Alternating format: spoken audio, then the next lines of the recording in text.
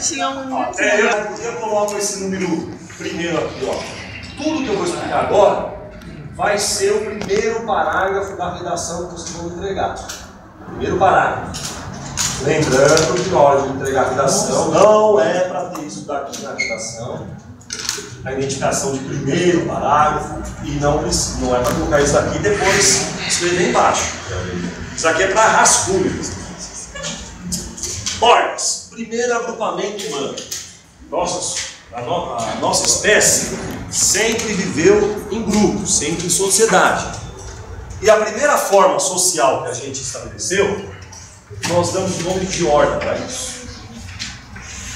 Quando nós vivemos em ordem, lá na pré-história, no princípio da evolução humana, esses grupos variavam de 20 a 25 membros. 20 a 25 indivíduos. Esses indivíduos raramente ultrapassavam o limite de 20 anos. Por que isso daí? Porque os nossos indivíduos, e quando viveram lá no início da evolução humana, na pré-história, viviam em hordas. Essas hordas eram compostas de 20 a 25 indivíduos, e nenhum desses indivíduos chegou a ultrapassar 20 anos. Para a gente entender isso daqui, o primeiro ponto que a gente leva como fator, a alimentação.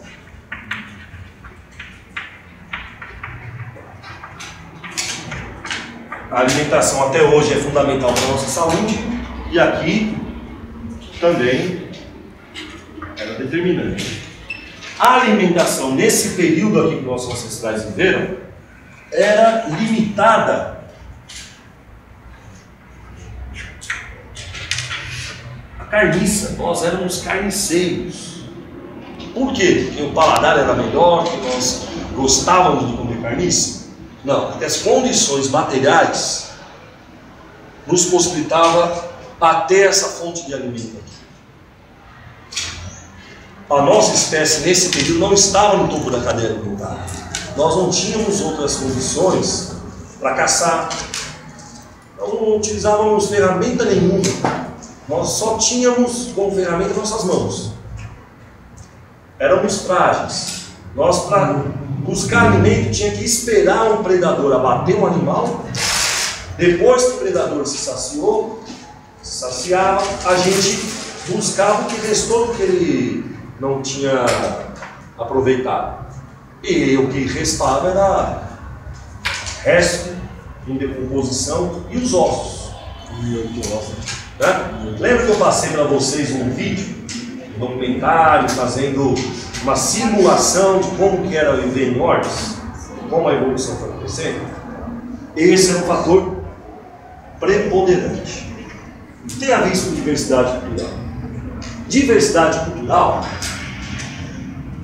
nesse estágio aqui de evolução, não existia. E quando ele está falando de diversidade, ele está falando em diferenças. Nesse estágio aqui, todas as hordas viviam nessas condições aqui. Nenhuma delas caçavam, nenhuma delas tinha qualquer outro meio para se alimentar. Fala. Enquanto eles se relacionavam com pães, com vinho. Eu vou chegar agora. Outra condição para determinar essa limitação de 20 anos, como ela ali antecipou, consanguinidade. O que é consanguinidade? Se vocês estudaram lá, para cá, em biologia, ou ainda vão estudar, ou deverão estudar. No reino animal, existe a reprodução por consanguinidade. E nós, nesse momento aqui, estávamos mais próximos da condição animal do que humana. Nesse momento não há diversidade cultural. Por quê? Nós estávamos refém da natureza. Nós éramos natureza bruta. O processo de evolução também é um processo de humanização, de desnaturalização. O ser humano se desnaturaliza. O que é isso? Desnaturalizar. Deixa de ser natureza bruta e passamos a ser seres sociais, humanizados. Para a gente, como que a gente explica essa transformação de quando nós éramos hordas e o que nós somos agora? Uma dessas características aí é que nós nos humanizamos. Nós estamos muito menos dependentes da natureza como nós estávamos aqui. E se a gente não tivesse feito esse processo de desnaturalização, nós não tínhamos evoluído, nós não tínhamos conquistado o mundo do jeito que nós conquistamos, transformamos a natureza no que nós construímos. Essa sala de aula aqui é natureza transformada. Todos os elementos que compõem a construção física disso daqui vem da natureza.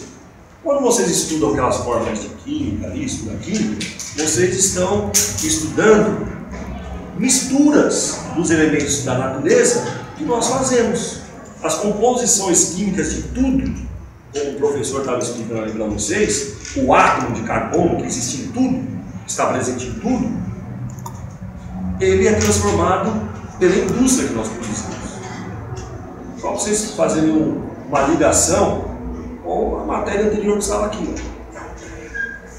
Então a desnaturalização dos seres humanos inicia-se a partir da ordem. Nesse estágio, nós não estávamos, com certeza evoluídos, nós estamos aqui, estávamos numa dependência enorme em relação à natureza. Nós éramos natureza bruta também. A consanguinidade é um traço disso. Na consanguinidade, esse grupo de 20 a 25 indivíduos, ao se reproduzir, e por que acontecia a consanguinidade? Um grupo limitado de 20 a 25 membros se reproduz internamente. Não existia a possibilidade de nenhum membro daqui ter relação com outra ordem. A relação que existia entre ordens não era nada amistosa. Quando duas ordens se encontravam, era uma situação de disputa de território, ou por conta de água, ou por conta de abrigo, ou por conta de alimento. E quando elas se encontravam, era violência. A reprodução se dava internamente aqui. E se dá internamente aqui, um grupo muito fechado, são parentes do mesmo grau. Não tem condições. Não é uma ampliação social muito bastante que pode ter relação, por exemplo, entre primos.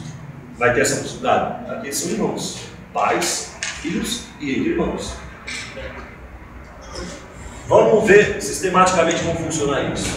O macho alfa, predominante, mais forte aqui dentro da ordem, ele copula com todas as fêmeas no período fértil, no período de ciclo. Não permite que os machos mais jovens copulem. Por que isso?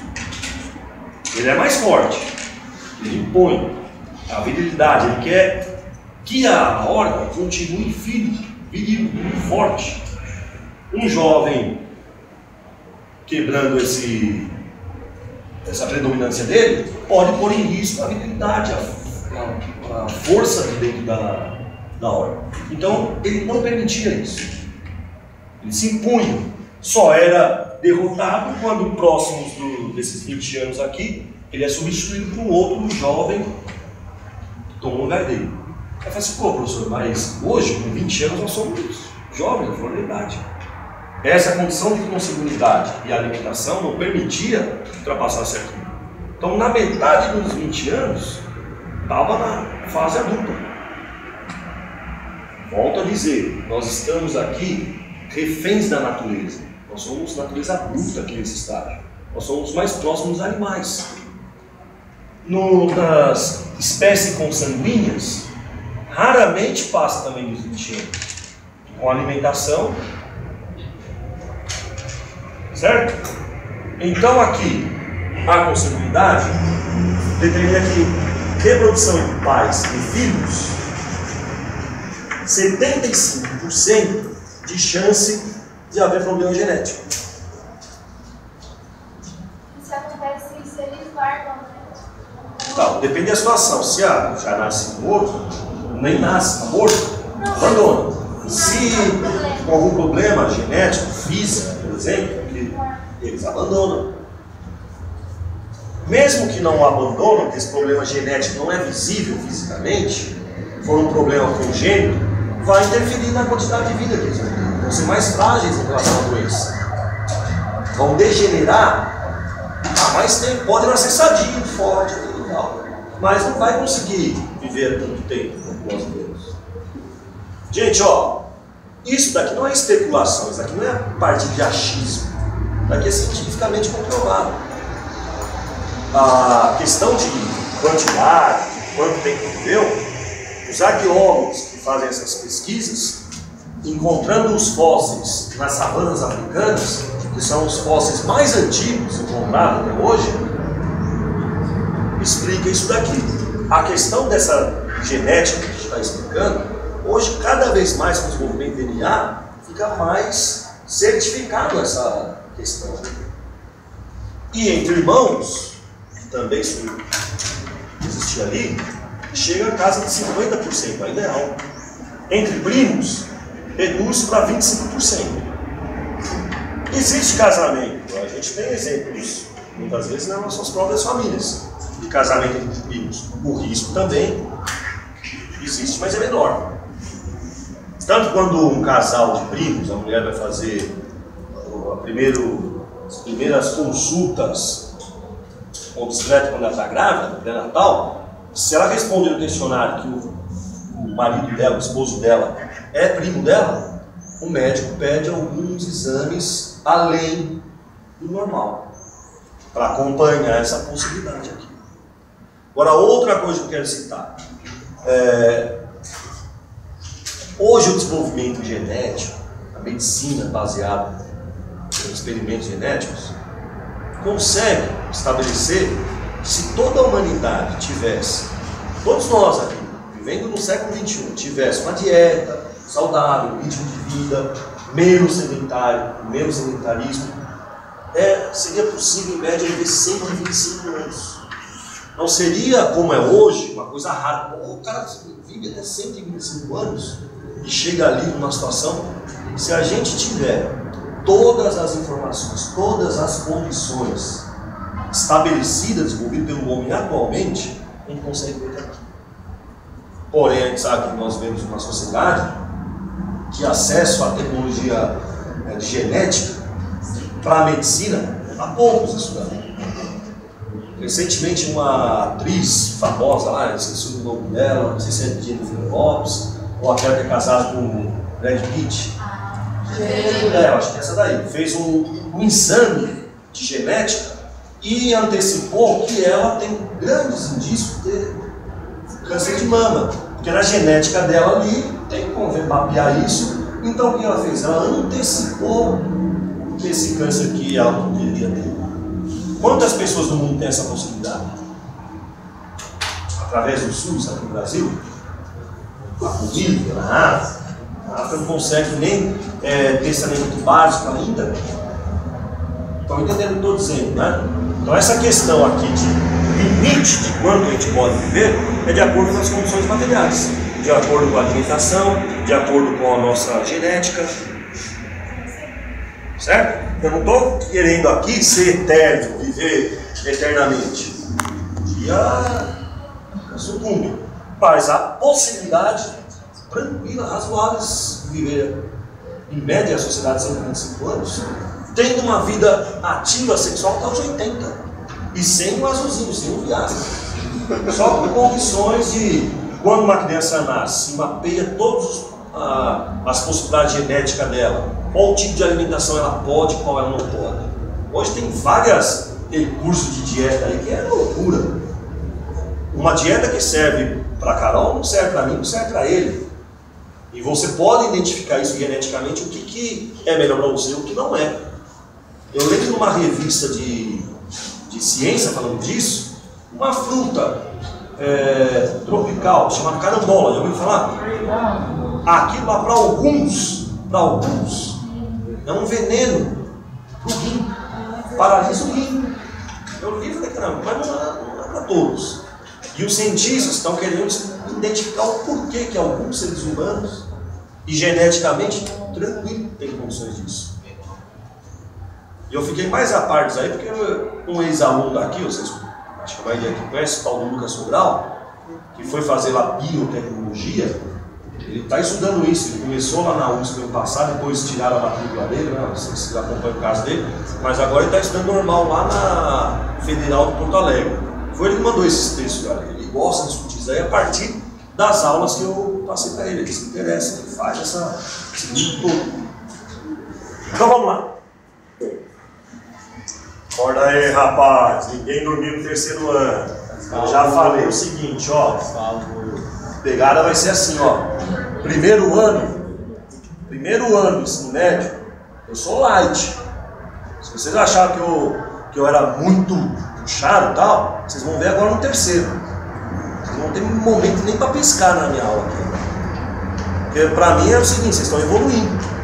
Primeiro ano, cobrar. Segundo ano, não trabalhei com vocês. No terceiro, eu suponho que vocês estão muito mais preparados que estavam no primeiro. Então eu vou cobrar muito mais.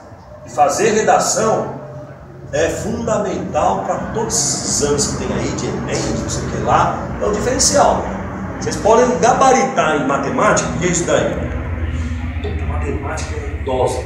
Mesmo que eu tenha estudado pra caramba, quebra na emenda na hora de fazer isso. Tenho dificuldade. Faz meu filho no vestibular. Tinha 20 questões de matemática. Eu peguei toda a letra C. Eu nem li. Acertei 4. O curso que eu ia fazer sociologia não tinha peso exato. Na redação, detonei. Então, tem essa possibilidade. Agora, pode ir bem em matemática. Se mata na matemática. Chega na redação que o seu Enem vai mal. Professor, você definiu de 14 anos para sua medicina, ele te dá 900 e pouco na redação, no Enem. Mas é uma mosca branca, né, gente? Pô, e outra, eu acho que nem ele é normal. Tá? 14 anos. Sai fora, é muito prematuro, É muito prematuro. Ele nem beijou antes, já tá indo na faculdade já, coitado dele. Aí ele vai chegar lá, todo mundo então lá, o moleque. Os caras vão tomar cerveja. Ah, não posso. Muito prematuro. Eu não quis muita cobrança aí. Mas vamos lá. Até aqui tranquilo, vocês estão lembrando bem? Link com a diversidade social, diversidade cultural. Ó, do que eu expliquei no primeiro ano, o que vocês vão acrescentar agora? Não é revisão não, a gente está revendo para incluir isso daqui, para a gente entender como isso daqui se desenvolve. Nesse momento aqui, nesse estágio de ordens, não existia diversidade cultural. As ordens não se diferenciavam. Não tinha questão de gênero, discutia a especialidade de mulher, a especialidade de homem, porque aqui nem é muito correto falar homem e mulher, é mais correto falar macho e fêmea. E fisicamente macho e fêmea não são identificáveis visualmente, assim ó, só pela aparência. Por quê? Eles, tanto macho e fêmea, nesse momento aqui, fazem os mesmos exercícios de sobrevivência. Vão atrás de uma carcaça, todos eles têm que ir junto. Precisa sair do local porque um predador já está na espreita, todos eles juntos. A diferença básica natural é que a mulher carrega no ventre e gesta o filho, e quando está nos primeiros anos de vida, a amamentação. E isso é nesse momento aqui, é um fator de dificuldade para a mulher. Porque quando o predador está analisando uma horda para atacar um indivíduo, ele vai atacar a mulher que está grávida, que não vai conseguir correr tanto como o outro, ou quando ela está com uma criança, que ela vai correr, a criança de repente fica para trás. Tá? Então, é um fator colocado assim. Mas a partir do que começa a desenvolver diversidade cultural? A partir do trabalho.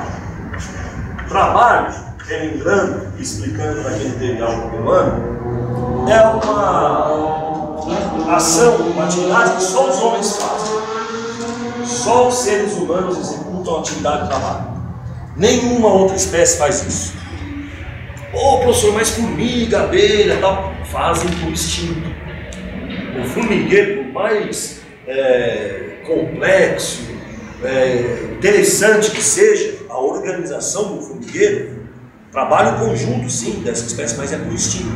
Atividade conjunta, mas por instinto. A formiga sempre fez e sempre fará formigueiro.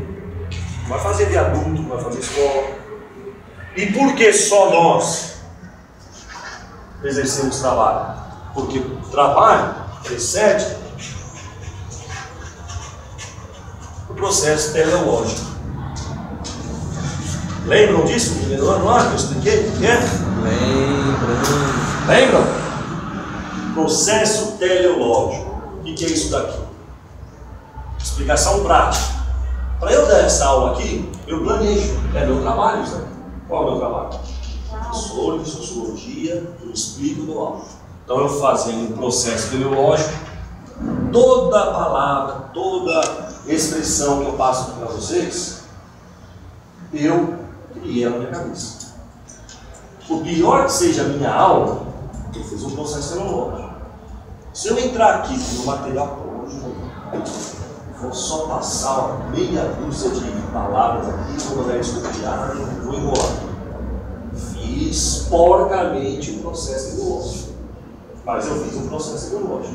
E vocês fazem o processo teleológico quando vocês estão ouvindo ali o trabalho do estudante qual que é.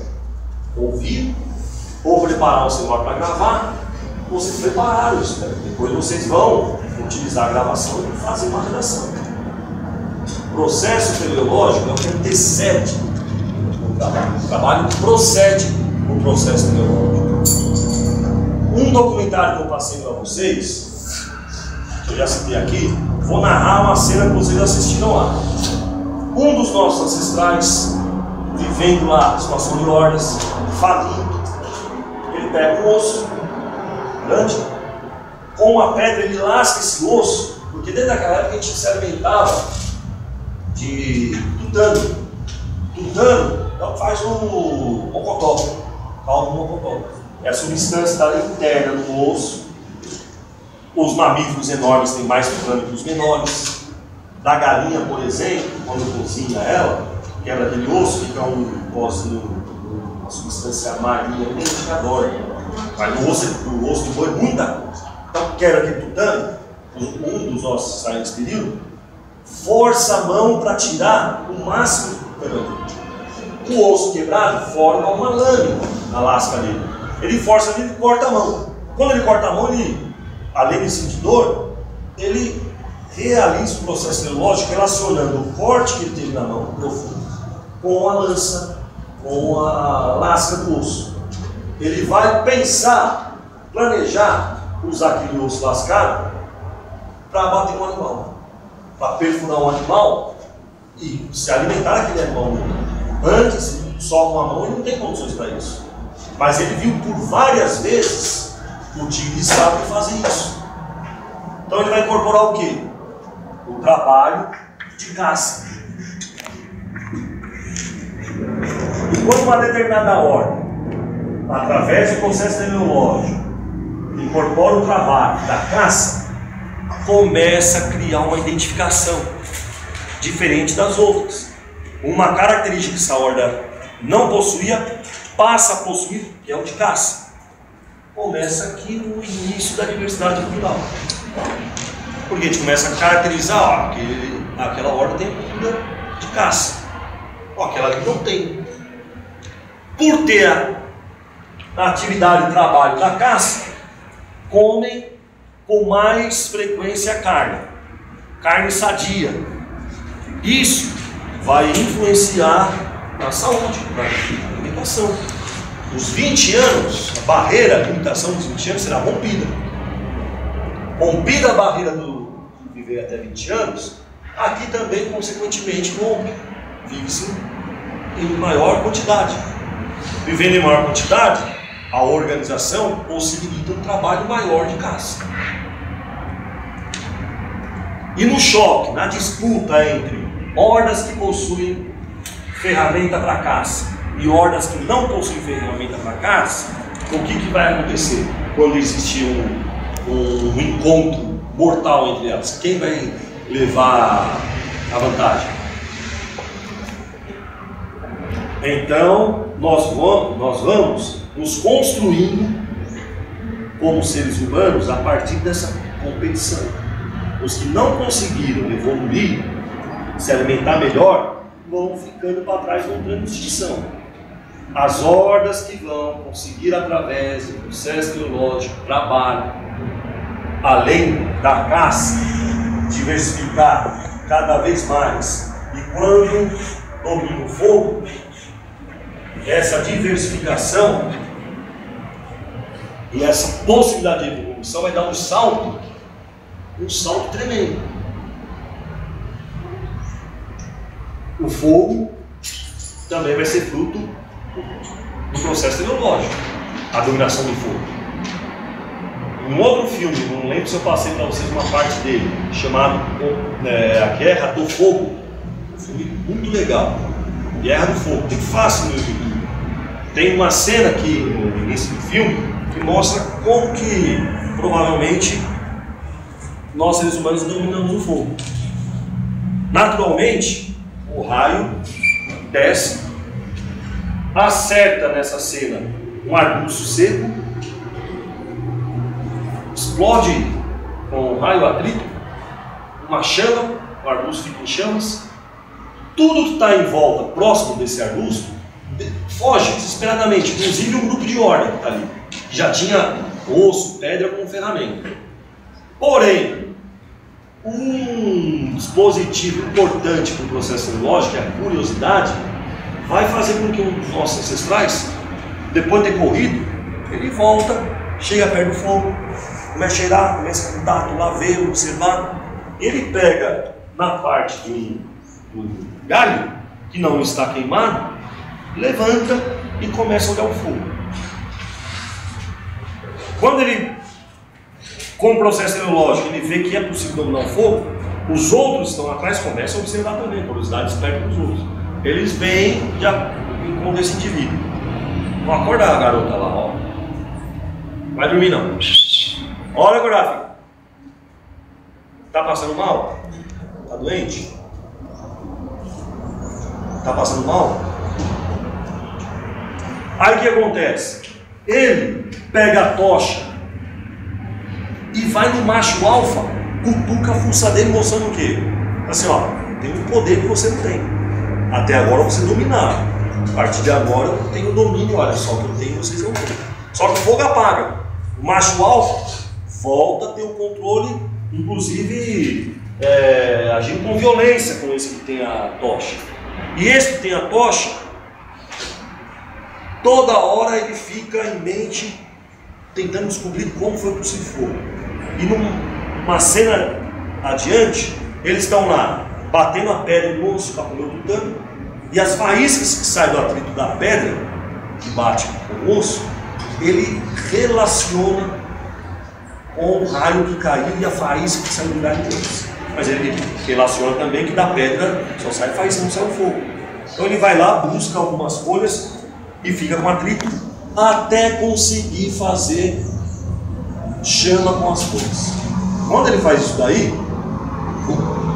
ele foi muito mais que Albert Einstein, muito mais do que Leonardo da Vinci, do que qualquer inventor que existiu. Um anônimo, mas isso está em nós. Mais um salto para a desnaturalização. Quando o homem domina o fogo, ele já rompe a barreira imposta pelo clima.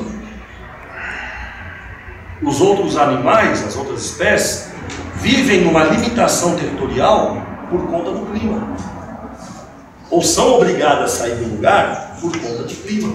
Quem gosta de assistir aqueles programas que mostram o parque Calabaro, lá na África, que vê aqueles animais mamíferos andando 400 quilômetros de um lugar para o outro, é porque eles estão dependentes da natureza E as estações do ano obrigam eles a migrarem.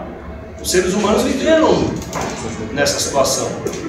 Mas depois do domínio do fogo, o clima não é mais um imperativo tão importante como era antes. O homem começa a viver sobre o frio e sobre o calor. E afugentar todas outras espécies que tinham os nossos ancestrais como fonte de alimento. O tigre de sabre não ousa mais alimentar-se dos nossos ancestrais. Se está muito de fogo ali, árvores, é uma espécie predadora, a mais predadora de todas, passa a ser a nossa espécie. Comparando a horda que desenvolve o trabalho do controle do fogo a partir do processo teleológico, alimenta mais ainda a diversidade cultural, se diferencia mais ainda daquelas que não